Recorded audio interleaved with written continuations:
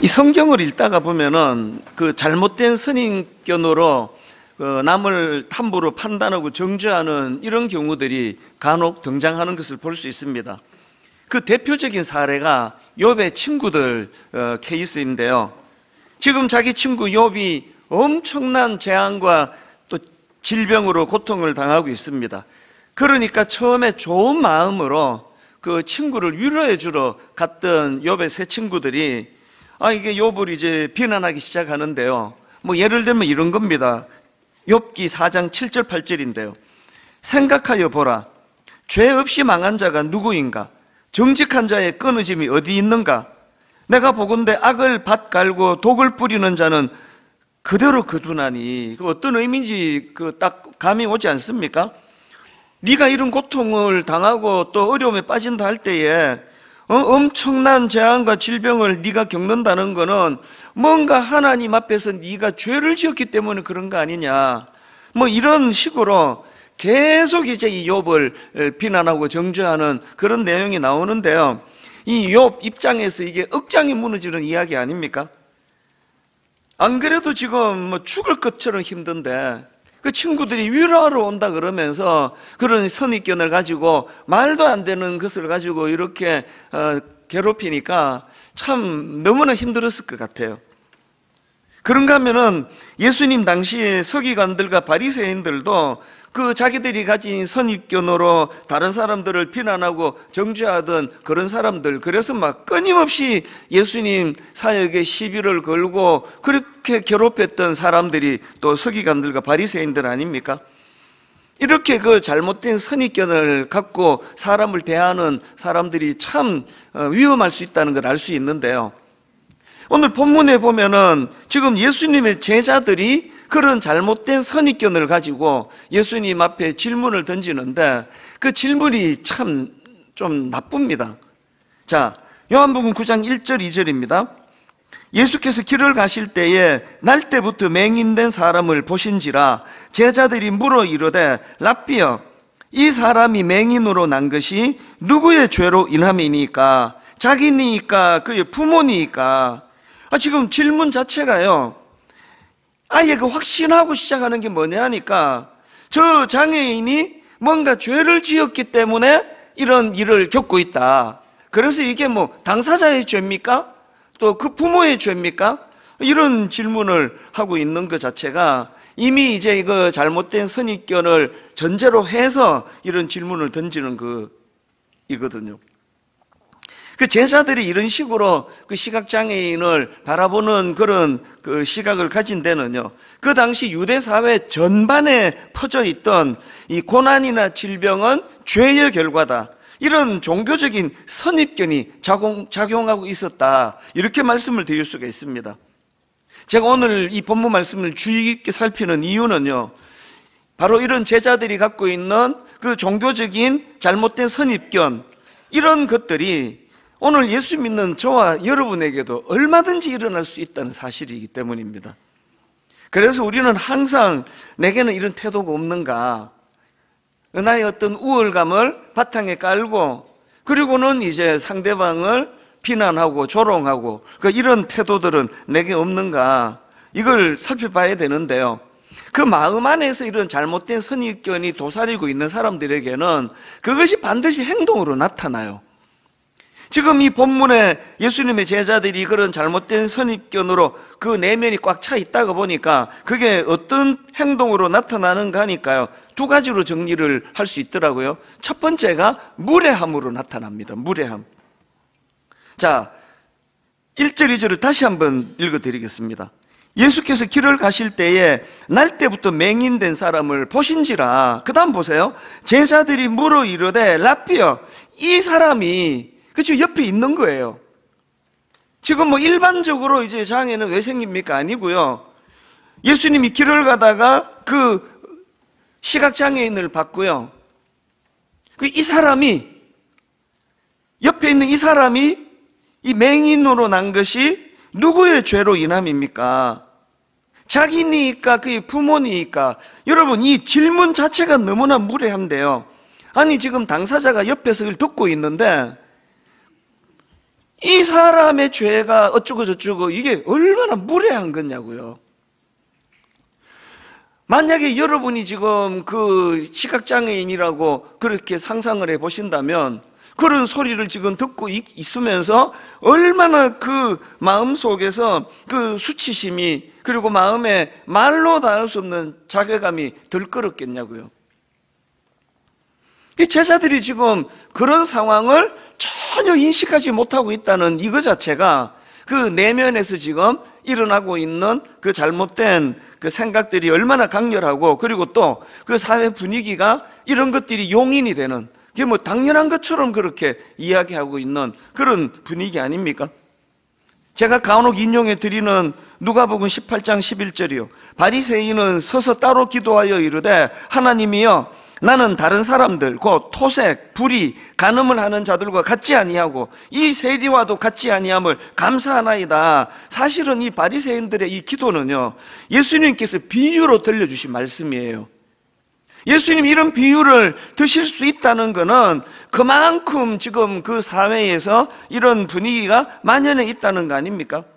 그래서 우리는 항상 조심해야 돼요. 이 죄성을 가지고 있기 때문에 특히 나는 좀 믿음이 좀 자란 것 같아, 나는 좀 믿음이 좀 생긴 것 같아, 이런 생각을 하면 항상 이제 선입견을 가지고 그렇지 않은 사람들을 볼 위험이 있기 때문이다. 그래서 저도 많은 성도님들을 상대하기 때문에 그리고 많은 목사님을 상대하기 때문에 제 내면에 이런 교만이 있는 게 있을까 봐 사실 참 두려워요. 새벽에 일어나면은 어떨 때는 어제 제가 만났던 그 목사님과의 대화, 또 어떤 성도님과의 대화, 그것들을 쭉 되짚어 보면서 저 안에 이런 거만한 태도는 없는가, 이걸 자꾸 짚어보게 되는 거거든요. 짚어봐야만 하는 거거든요.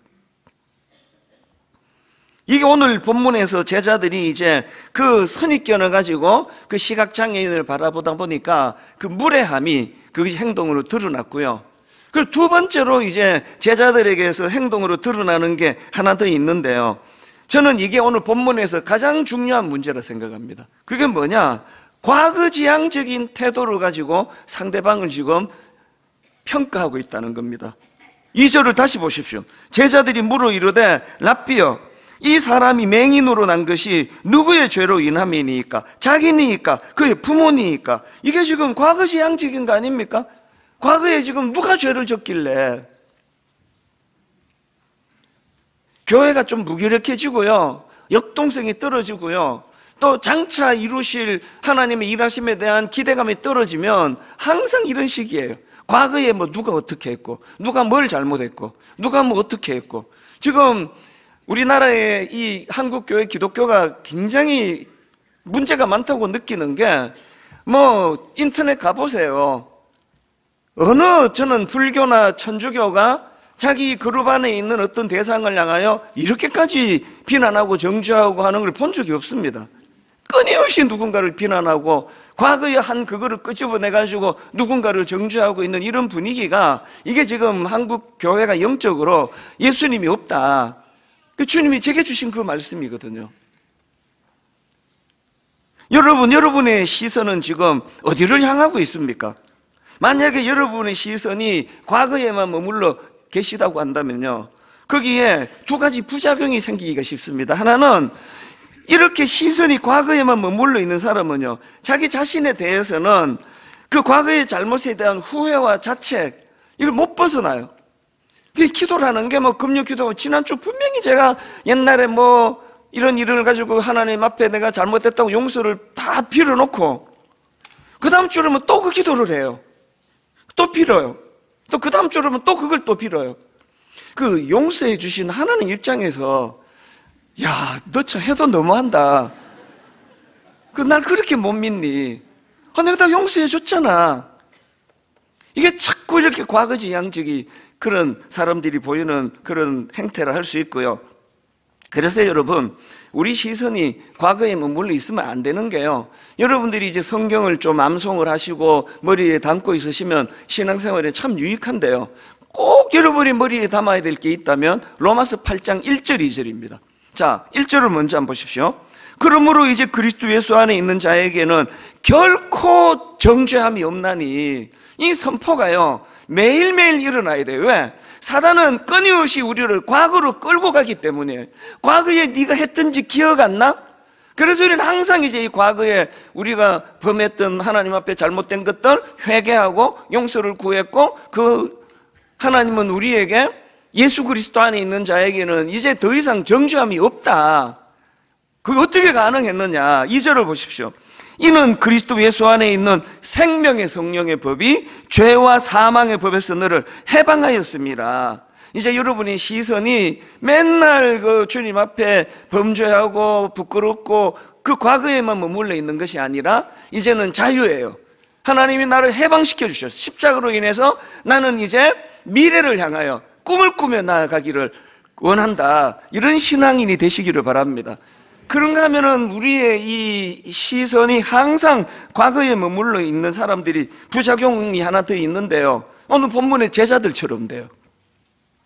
자기 자신에 대해서는 맨날 후회하고 자책하고 용서를 구하고, 또 타인에 대해서는 알지도 못하는 선입견을 가지고, 아니 그 시각장애인을 보면서 죄는 확실하고 이게 본인의 죄냐, 이 부모의 죄냐, 이렇게 하고 있는 게 어떻게 이게 제대로 된 건강한 신앙인이라 할 수 있겠냐고요. 그렇기 때문에 오늘 본문에 여러분 우리가 굉장히 많은 주의를 기울여야 돼요. 그래서 우리도 어떻게 하면은 내 행동을 점검하고 체크하면서 이제 이런 과거에 매여 있는 그런 제자들과 같은 삶을 청산할 수 있을까? 그래서 제가 이런 면으로 본문을 묵상하면은, 야, 오늘 본문에서 예수님의 대답이 그렇게 감동이 돼요. 말도 안 되는 어리석은 질문을 제자들이 2절에서 했는데, 이거에 대한 주님의 대답이 3절입니다. 보십시오. 예수께서 대답하시되 이 사람이나 그 부모의 죄로 인한 것이 아니라 그에게서 하나님이 하시는 일을 나타내고자 하심이라. 이 과거지향적인 시선을 가지고 이게 무슨 죄를 졌길래 이렇습니까? 이런 시선을 갖고 있는 제자들과 달리 우리 주님은 과거에 그가 어떤 그 원인 규명, 이게 신앙인이 아니다. 왜 이 사람이 장애인이 됐느냐고?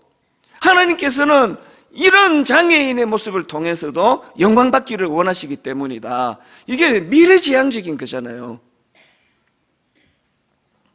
지금 예수님은 그 과거의 시선으로 사람을 낙인 찍는 이런 짓 하지 말고, 비난하고 이런 짓 하지 말고, 그 하나님의 시선으로 그 사람의 미래를 바라보고 미래를 축복하고 미래를 도와주는 이런 일을 우리에게 원하신다. 저 그렇게 생각합니다.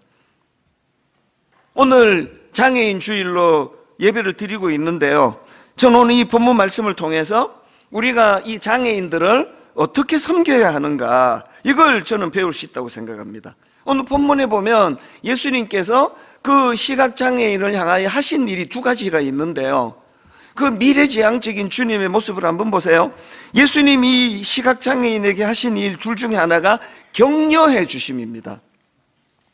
제가 앞에서 그 제자들이 지금 시각장애인이 다 들을 수 있는 그런 상황 속에서 그런 무리한 말을 했기 때문에 그걸 그 시각장애인이 들었다고 치면 얼마나 상처가 되겠냐는 말씀을 드렸는데요, 역으로 또 생각해 보세요. 지금 이 3절 말씀을 그 시각장애인이 들었다고 생각하면 막 눈물을 줄줄 흘릴 것 같아요. 예수께서 대답하시되 이 사람이나 그의 부모의 죄로 인한 것이 아니라 그에게서 하나님이 하시는 일을 나타내고자 하심이라. 이 시각장애인은요, 이런 류의 얘기를 들을 수 있는 사회 분위기가 아니잖아요. 허구한 날 혀차면서 무슨 죄를 졌길래 너는 그렇게 날 때부터 시각장애인이 됐냐, 이런 소리 나는 분위기 속에서 예수님께서 그에게 미래를 향하여 꿈꾸는 말씀을 선포하셨다는 거, 막 아마도 그냥 눈물이 마르지 않았을 것 같아요. 아, 나를 미래지향적으로 봐주시는 분도 계시는구나. 나는 쓸데없는 그런 인생으로 살아가는 존재가 아니라 내 인생을 통해서도 우리 하나님이 일하실 수 있다는 것, 이게 얼마나 격려가 되겠냐고요. 여러분, 그 등 두드려 주고 이런 것도 격려가 되지만요, 진짜 격려는요, 그 사람으로 하여금 미래를 꿈꾸게 도와주는 거 아닙니까? 참 이런 점에서는 이 말씀을 준비하면서도 그랬고, 저는 분당 우리 교회 성도님들이 참 저에게 은인이세요.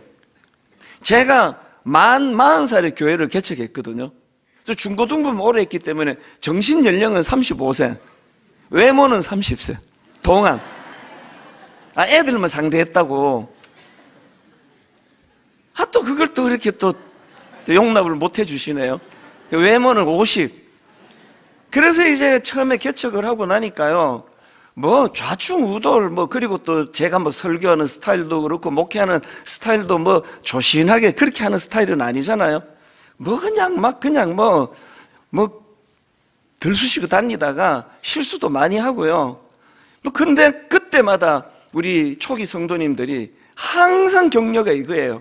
제가 좀 의기소침해지면은, 아이고, 목사님, 지금 목사님 나이가 뭐 40 초반인데 점점 좋아질 거예요. 조금 더 그런데 기죽지 마시라고 막 계속 그런 격려를 해 오시고, 어느덧 내가 50대면 좋겠어요. 60대 중반이 됐어요. 근데도 여전히 실수는 끊이지 않아요. 지난주에 제가 또 주중에 지난주 설교를 듣다가 보니까 참, 제가 이런 설교를 했더라고요. 그 당시 이제 한 데나리온이 이게 한 근로자의 하루 품삯이거든요. 근데 제가 설교를 보니까 1년 품삯이라 그랬더라고요. 진짜 좀 저한테 짜증이 나더라고요, 이게. 아니, 이걸 뭐 베드로를 뭐 모세라 그러고 뭐 모세를 야곱이라 그러면 이거 목사님 말 실수했거나 그러는데, 우리는 초신자도 많은데, 아니 한 데나리온이 그 당시 근로자의 1년 품삯이라 그러면 그것도 다 받아 적고 머리에 각인 시킬 분이 많지 않아서 안 심으면 돼요.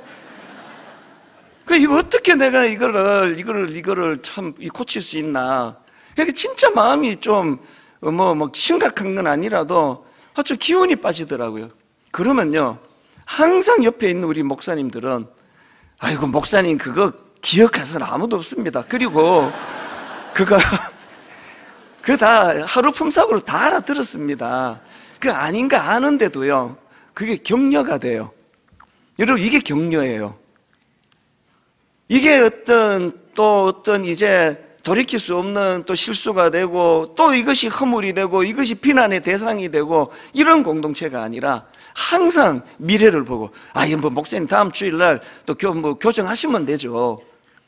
이게 격려예요, 격려.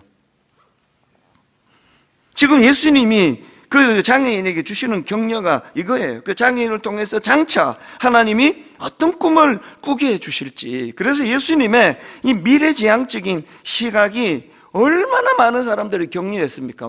너무나 많지만요, 하나만 예를 들자면, 여러분 아시죠? 요한복음 8장에 보면요, 서기관과 바리새인들이 간음하다가 현장에서 잡혀온 여자를 예수님 앞으로 데려와요. 참 악해요. 그리고는 이제 요한복음 8장 5절입니다. 모세는 율법에 이러한 여자를 돌로 치라 명하였거니와 선생은 어떻게 말하겠나이까. 지금 올무에 예수님을 걸려고 이런 미끼를 던지는 거거든. 그랬더니 예수님의 유명한 말씀이요, 7절. 그들이 묻기를 마지 아니하는지라 이에 일어나 이르시되 너희 중에 죄 없는 자가 먼저 돌로 치라. 이건 교회 안 다니는 사람 포함 모든 사람이 아는 유명한 말씀이에요. 그런데 저는요, 이 요한복음 8장에서 이 말씀보다 더 저를 감동시키는 게 그 다음이에요. 수많은 사람들이 돌을 들고 치려고 했던 사람들이 양심은 있어가지고 주님이 이 말씀 앞에 다 내려놓고 나는 자격이 없다고 다 떠났습니다. 그랬더니 그 다음 10절에서 한번 보십시오. 예수께서 일어나사 여자 외에 아무도 없는 것을 보시고 이르시되 여자여 너를 고발하던 그들이 어디 있느냐? 너를 정죄한 자가 없느냐? 대답하되 주여 없나이다. 예수께 이르시되, 그 다음 잘 보세요. 나도 너를 정죄하지 않겠다. 그거로 끝나지 않아요. 나도 너를 정죄하지 아니하리니 그 다음에 가서 다시는 죄를 범하지 말라. 여러분, 단순히 나도 너를 정죄하지 않겠다는 건요, 과거에 지은 죄만 용서해 주시고 끝나는 거예요. 예수님 그렇지 않아요. 나도 너를 정죄하지 않겠다. 과거에 그가 했던 죄를 용서해 주실 뿐 아니라 가서 다시는 죄를 범하지 말라. 미래에 대한 꿈을 심어주는 거 아닙니까? 미래에 대한 숙제를 주는 거 아닙니까? 여러분, 이 여인이요, 주님의 이 두 말씀 앞에서 얼마나 그 인생이 새로운 삶을 살려고 발부둥을 치고 그랬겠냐고요. 신앙생활은요, 과거에 내가 저지른 그 수습만 하는 게 아니에요. 항상 미래지향적으로 가서 다시는 죄를 범하지 말라. 우리가 누군가를 비난하고 정죄하는 인생이 아니라 이런 격려하는 인생이 돼야 돼요. 제가 오늘 새벽인데요, 가평 우리 마을 담당 목사님이 메일을 보내왔습니다. 그 어젯밤에 온 건데요, 이제 저는 이제 새벽에 읽었죠. 그 보니까 가평 우리 마을의 그 감사 방명록을 제게 보내줬는데요, 너무나 감동적인 글이에요. 그걸 이제 제가 보내주면서 이 목사님이 한마디를 했더라고요. 설교 시간에 꼭 인용 안 해도 됩니다. 그러면서 이걸 보내왔는데 하라는 소리처럼 들려졌습니다. 그리고 진짜 읽으니까 실제로 감동이 되더라고요. 제가 이제 이 감사 방명록을 읽어 드리려고 하는데요, 이게 약간의 홍보성이 있다는 걸 인식하면서 한번 들어보십시오. 15년 마침표 찍고요, 장애를 가지고 태어난 첫째 딸과 살아온 시간입니다. 장애에 대해 1도 몰랐던 제가 이제까지 살아온 삶은 악전고투라 할 수 있을 것 같아요. 옆에 글을 쓴 둘째와 남편, 이제 가족이 같이 온 것 같아요. 옆에 글을 쓴 둘째와 남편과 처음 가족 여행을 왔습니다. 누군가에겐 별것 아닌 여행이지만 저희 가족에겐 어렵게만 느껴져서 선뜻 계획하기 어렵기만 했습니다. 혼자 걷지 못하고 휠체어를 이용해야 하는 딸과 함께하는 여행은 힘들 각오를 해야 했거든요. 그런데 마침 여행의 기회가 되어 알아보던 중 가평 우리 마을을 알게 되었습니다. 처음 들어오는 입구에서부터 향긋한 향을 맡으며 깨끗하고 예쁘게 꾸며진 길을 걸으며 이곳이 천국이구나 했습니다. 저는 이 글을 읽으면서 이 가족이 진짜 여행을 잘 다니지 못했구나. 저는 가평 우리 마을을 수없이 다니면서 이곳이 천국이구나 이런 생각을 해본 적이 없고요, 더 좋은 데도 많은데 그런 생각을 했는데 이곳이 천국이구나 이런 생각이 들었대요. 자, 그 다음 한번 들어보세요. 주차장에서부터 휠체어를 이동하기 쉽게 엘리베이터로 다 연결되어 있고 식사와 카페에서도 할인이 되어 더 행복하게 쉼을 누리게 해주신 배려에 감사드립니다. 숙소에 들어와서 감동이 된 것은 휠체어를 이용하는 장애인에 대한 이해였어요. 바로 편하게 들어가고 문턱도 없어서 화장실도 휠체어가 들어갈 수 있어서 하나님이 쉬게 하리라고 약속하신 말씀대로 수고하고 무거운 짐 같은 불편함이 쉼으로 변한 말씀이 이루어진 곳이었습니다. 장애인 가족들을 이렇게 이해하고 배려한 곳이 어디 있을까 감동이 밀려왔습니다. 저도 이렇게 감동을 하는데 하나님은 얼마나 감동하실까 생각이 듭니다. 하나님의 크신 사랑의 쉼을 경험하게 해주셔서 감사합니다. 앞으로 살면서 힘들 때 편히 쉬러 갈 수 있는 이런 곳이 있어서 감사합니다.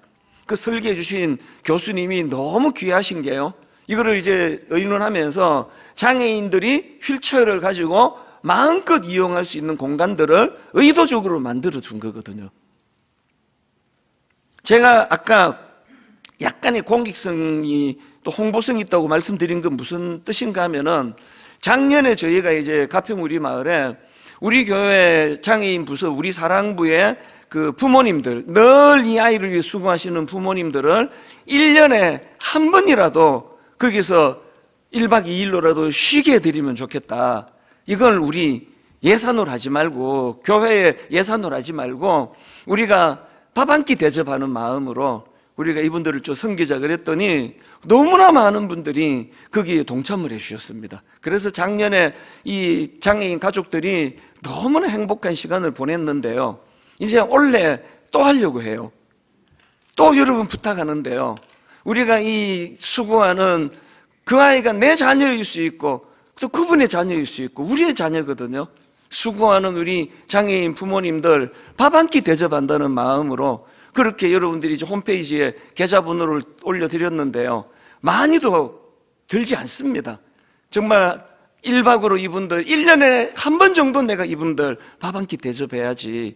그렇게 해서 이번에 이제 좀 그런 후원금이 작년보다 더 많아지면 이제 분당 우리 교회를 넘어가서 정말 전국에 있는 장애인 가족들을 초대하고 그들이 쉼을 얻고 이런 꿈을 꾸기를 바랍니다. 이게 그들에게 격려가 되기 때문이에요. 두 번째로요, 예수님께서 그 시각장애인을 격려해 주신 뿐만 아니라 제자들에게 사명으로 그 깨달음을 연결시켜 주십니다. 이게 무슨 말씀인가 하면은, 자, 3절 한번 보십시오.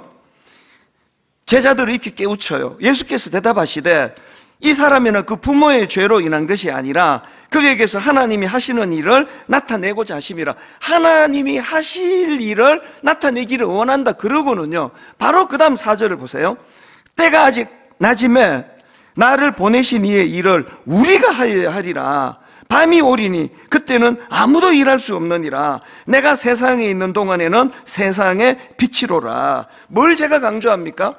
그저 이론적으로 주님께서 그거는 이런 뜻이야, 하나님이 그들을 통해서도 일하시기를 원하시는 그런 뜻이야로 끝나질 않고, 중요한 게 뭐냐? 자, 4절을 강조점을 넣고 읽어드릴게요.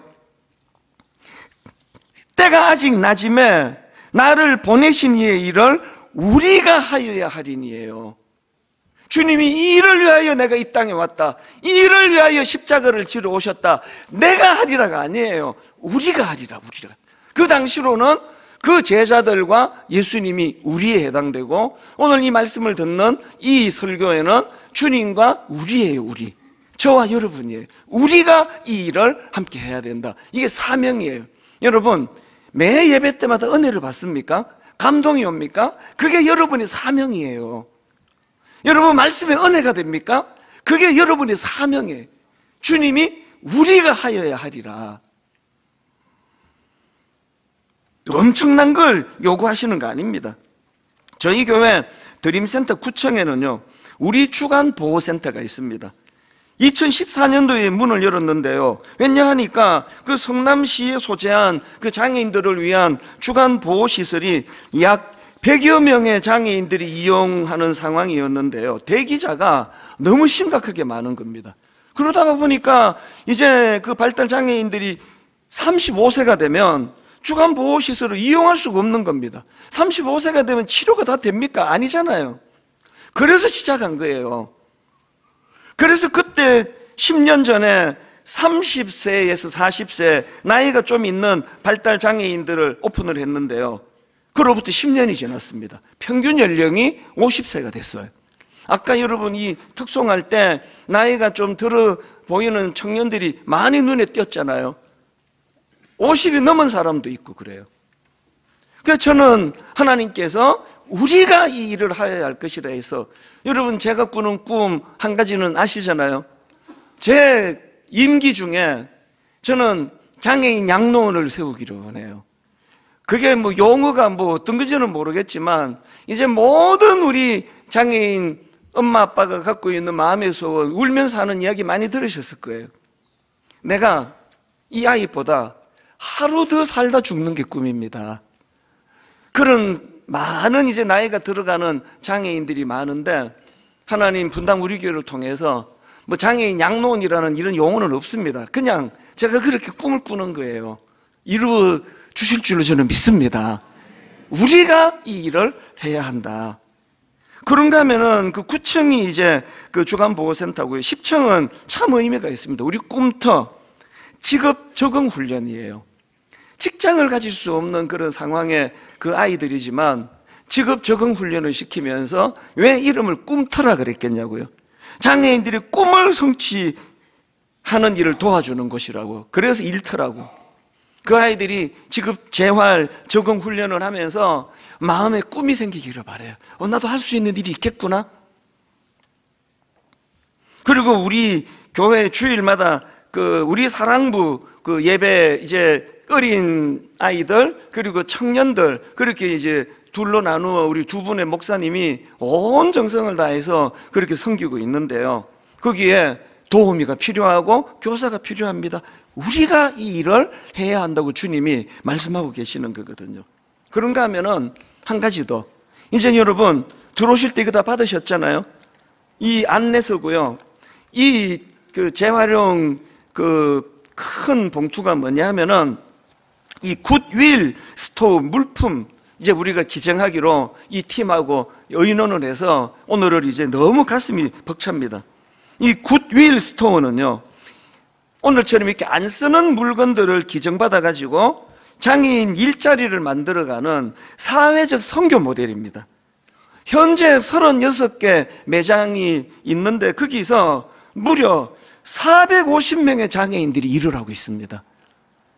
이제 우리가 이런 물품을 모아 나가고 또 정성을 다해서 이제 안 쓰는 물건들 한번 또 정리할 때가 되셨잖아요. 이렇게 모아가면 또 더 많은 장애인들이 이제 고용 창출, 직장을 또 일자리를 얻게 될 줄로 믿습니다.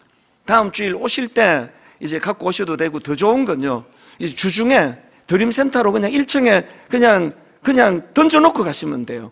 주중에 드림센터로 좀 보내주시면 그것들이 다 규합이 돼서 이제 이 굿윌 스토어 팀에 전달이 될 겁니다. 오늘 말씀을 저는 이렇게 맺기를 원합니다.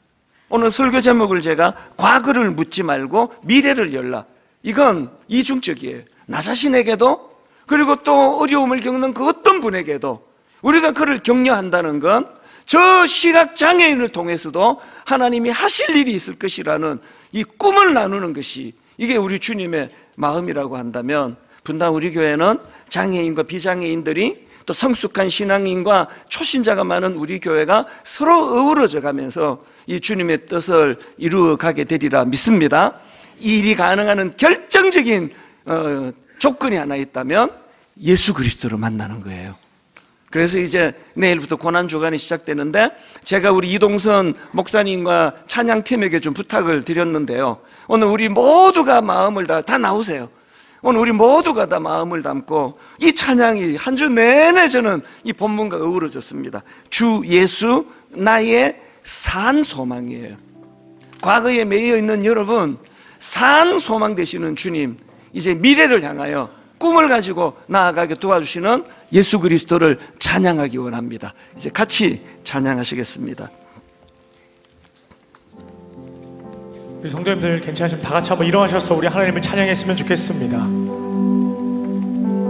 언제나 어느 때나 친히 찾아오셔서 우리를 격려하시고 우리에게 사명의 길로 인도하시는 산소망 되신 그 예수 그리스도를 온 마음과 또 정성 다해서 함께 고백했으면 좋겠습니다.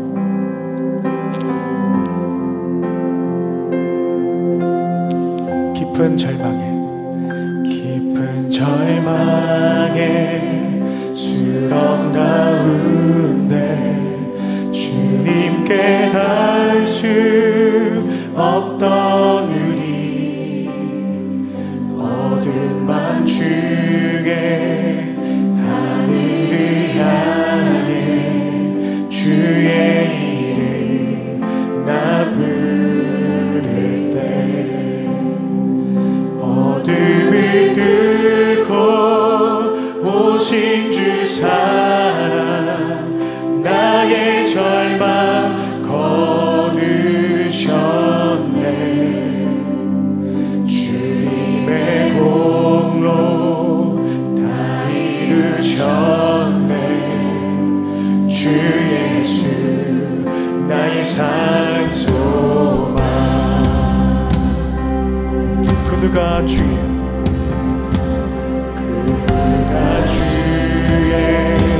참을 다한 한없는 은혜 증량할까. 영광을 떠나 이 땅에 오신 죄가 되신 그 주 예수, 주의 십자가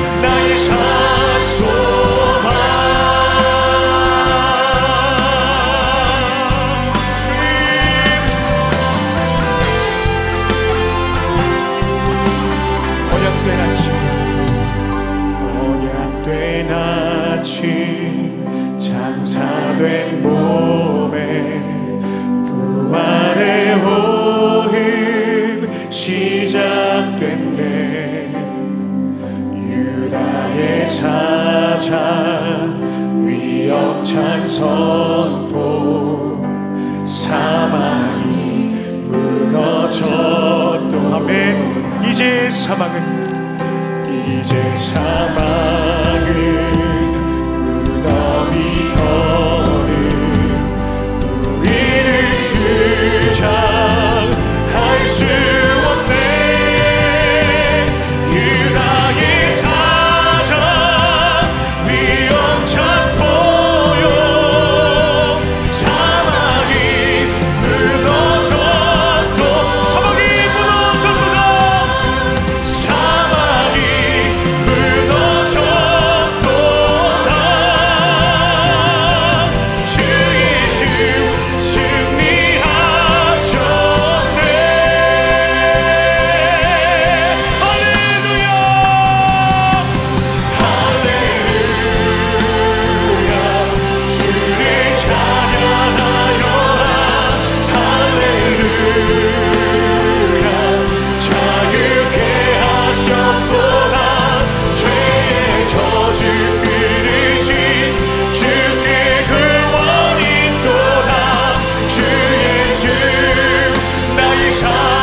할렐루야 할렐루야 주를 찬양하여라. 할렐루야 자유케 하셨도다. 죄의 저주 끊으신 주께 구원이 또다. 주 예수. 우리 마지막으로 두 손 높이 들고 찬양합시다. 할렐루야 할렐루야 주를 찬양하여라. 할렐루야 자유케 하셨도다. 죄의 저주 끊으신 주께 구원이 또다. 주 예수 나의 삶. 그리스도 나의 산 소망. 주님은 나의 산 소망. 살아계신 주님 오늘 영광받아 주시옵소서. 아멘. 살아계신 하나님 아버지, 우리가 방금 입술로 고백했던 것처럼 예수 그리스도가 내 인생의 산 소망이 되기를 원합니다. 사단은 우리를 끊임없이 과거에 묶어놓고 끊임없이 내가 돌이킬 수 없는 실수들, 죄지었던 순간들, 이 기억을 떠올리며 죄책감으로 몰고 간다 할 때에 하나님 예수 그리스도가 십자가를 통하여 산 소망이 되어 주심으로 말미암아 죄의 저주를 끊어주신 그 은혜, 그 구원의 기쁨을 가지고 매 예배 때마다 주시는 말씀의 은혜가 임하면 그것이 바로 우리의 사명이 된다는 사실을, 그래서 미래를 향하여 날마다 긍정적으로 바라보는 은혜를 주시는 것 기억하고, 이번 한 주간도 고난주간 내내 십자가를 묵상하며 과거에 매여 있는 내 인생의 모든 죄의 저주를 끊어버리고 이제는 주님과 함께 미래를 향하여 달려가도록 도와주시기를 원합니다. 하나님, 이 예수 그리스도의 미래지향적인 시선을 마음에 담고 이제는 하나님 사명자의 삶을 살아가는데, 오늘 우리 장애인들, 하나님 저들이 하나님께서 저들의 삶을 통하여 역사하실 일들에 대하여 꿈을 꿀 수 있도록 교회가 도와주고 후원하며 그들을 위하여 기도하는 은혜의 교회가 되게 하여 주시옵소서. 서로서로에 대하여, 우리 자녀들에 대하여, 우리 청년들을 위하여, 청소년들을 위하여 날마다 과거에 매여 비난하고 정죄하는 그런 가정이, 그런 부모가, 또 그런 이웃이 아니라 늘 다음 세대도 십자가로 말미암아 이제는 미래를 향하여 꿈을 꾸며 하나님이 나를 통하여 하나님이 나와 함께 일하시기를 원한다는 이 사실을 기억하고 아버지 젊을 때부터 가슴 벅찬 그런 신앙인으로 살아가게 하여 주시옵소서. 무엇보다도 하나님 예수 믿게 하여 주시옵소서. 예수 만나게 하여 주시옵소서. 예수님을 만나야 우리의 편협한 생각이 아버지 바뀌어집니다. 예수님을 만나야 하나님 이제는 이 좁은 내 생각의 틀을 깨고 그분과 함께 꿈꾸는 인생이 될 줄로 믿사오니 이번 한 주간 많은 주님을 경험하는 은혜의 고난주간 되게 하시고 부활의 기쁨, 아버지, 고난을 통과한 자들이 누리는 부활의 기쁨을 맛보는 부활절 예배가 되게 하여 주시옵소서. 이번 한 주간도 그렇게 인도해 주실 주님께 감사드리옵고